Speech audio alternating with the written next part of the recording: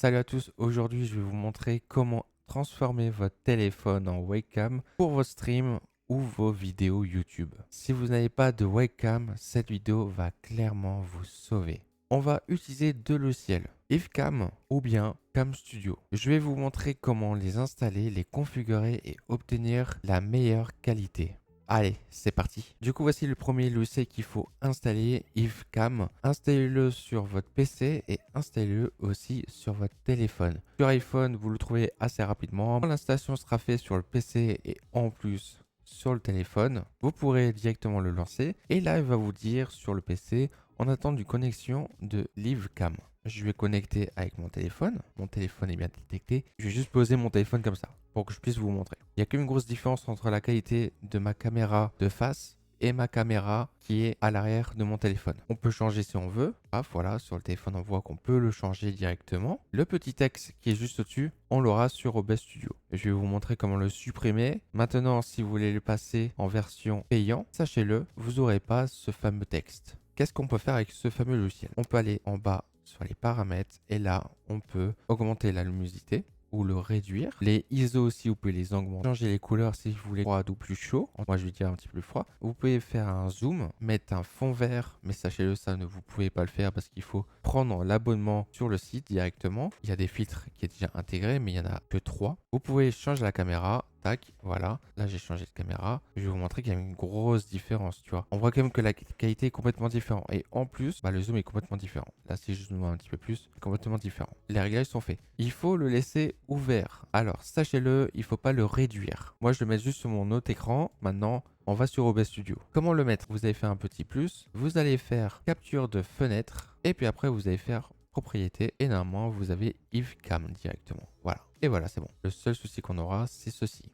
Je le supprime en faisant juste Alt et voilà. Et vous pouvez la jouer comme ça. Et voilà. Du coup, ma caméra est quand même très bien placée. Après, vous avez d'autres solutions aussi que vous pouvez faire, en tout cas. Si vous voulez mettre une forme de caméra complètement différente, n'hésitez pas à voir cette vidéo-là qui va vraiment vous montrer comment utiliser un filtre qui va vous permettre d'avoir une caméra arrondie ou bien dans une autre forme. Par exemple, je vais aller sur filtre, je vais prendre un masque. Et là, voilà, on a une caméra complètement différente. Voici le premier logiciel. Alors, sachez-le, je trouve que le logiciel n'est pas si bien. Le texte est un petit peu trop gros et il n'y a pas trop d'options. Alors que sur l'autre logiciel, il y a un petit peu plus d'options. Je trouve que la qualité est beaucoup mieux, en tout cas. Du coup, on va passer sur le deuxième logiciel. Du coup, c'est la même chose. Il faut l'installer sur le téléphone et en plus, il faut juste simplement aller sur Microsoft Store sur votre PC et installer le logiciel directement. Quand c'est fait, vous pourrez directement le lancer. Ce qui est important, mettre à jour les paramètres qu'il va vous demander. Quand c'est fait, vous allez arriver sur cette page-là. Vous pouvez détecter votre micro et vous pouvez utiliser des filtres. Vous pouvez encore faire pas mal de choses. En haut, vous avez les paramètres. Vous pouvez changer l'emplacement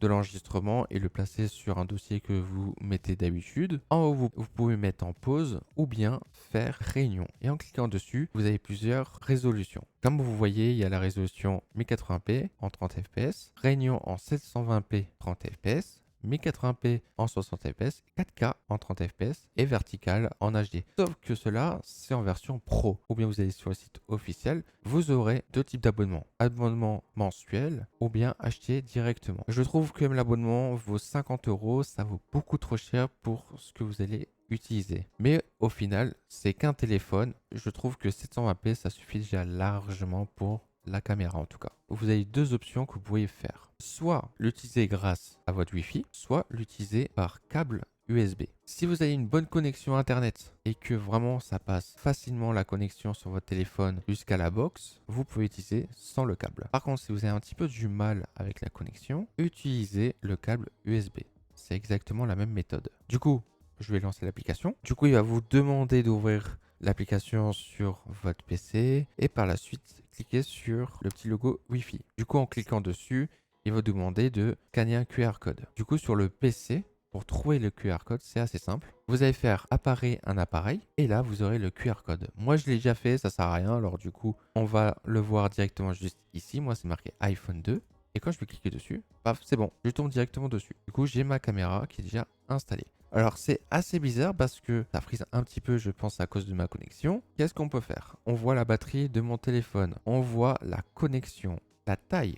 On peut faire ultra large, voilà, on voit qu'on est en hyper large, large normal, et on peut utiliser le selfie.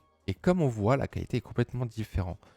Alors, je sais pas pourquoi je bug comme ça alors que hier ça fonctionnait bien. Je vais aller sur la large parce que je trouve que la qualité est beaucoup mieux. Du coup, je vais poser le téléphone en large. Et là, c'est vraiment intéressant. La mise au point, vous pouvez le fixer comme vous voulez en fait, manuellement ou automatiquement. L'arrière-plan, vous pouvez faire un flou d'arrière-plan. Et ça, je trouve ça juste trop bien. Ça vous permet vraiment de un petit peu avoir un flou derrière vous. En tout cas, là, je peux un petit peu agrandir ou pas.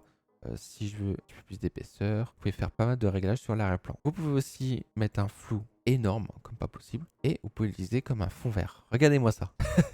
Je trouve ça tellement bien. On peut aller dans les galeries et trouver des maisons nature et tout le bordel, voilà. Essayer de avoir un petit retouche comme assez cool. Vous pouvez aussi utiliser des filtres. C'est pas vraiment cool honnêtement ces filtres. Après, si vous voulez mettre une image par vous-même, vous pouvez faire plus, ajouter un arrière-plan. Et là, je sais pas moi, on va dire que je vais chercher une image. Et j'ai un exemple, je vais utiliser cette image-là. Et voilà. Et là, du coup, j'ai mon image directement que j'ai intégrée. Alors, il y a quand même des défauts. On voit quand même que ça suffit largement pour les débutants en tout cas. Le cadre, c'est exactement pareil. Si vous voulez un petit peu un zoom vers un endroit que vous voulez exactement.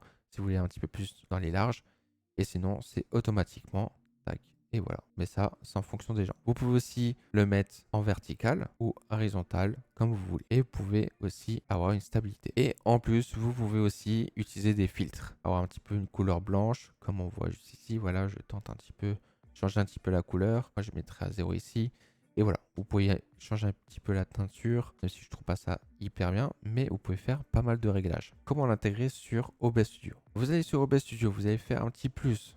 Et par la suite, vous allez faire périphérique de capture vidéo. Vous faites OK. Et là, vous allez rechercher camo. Et c'est bon, vous avez tout de suite la caméra. Vous pouvez, comme je vous ai dit juste avant, le dézoomer. Et comme on voit, on aura le petit logo à la bête. Du coup, je vais le supprimer. Je vais me mettre comme ça, du coup. Et voilà. Du coup, j'ai ma caméra qui est directement mise. Après, si vraiment vous n'aimez pas trop, vous pouvez, comme je vous ai dit juste avant, de faire comme ça. Vous découpez un petit peu. Et voilà, c'est bon. Ça suffit largement. Et sinon, mettez un filtre avec un arrondi sur votre webcam. Et voilà, maintenant vous savez comment utiliser votre téléphone comme une webcam pour vos streams ou vos vidéos. Franchement, pour le prix d'une webcam classique, la qualité d'un téléphone est souvent bien meilleure qu'une webcam à 70 €. Si cette vidéo ça vous a aidé, pensez à liker la vidéo et me dire en commentaire quel logiciel vous utilisez. Et vous abonner pour ne pas rater les prochaines astuces sur la chaîne. On se retrouve très bientôt pour une nouvelle vidéo. Allez, salut!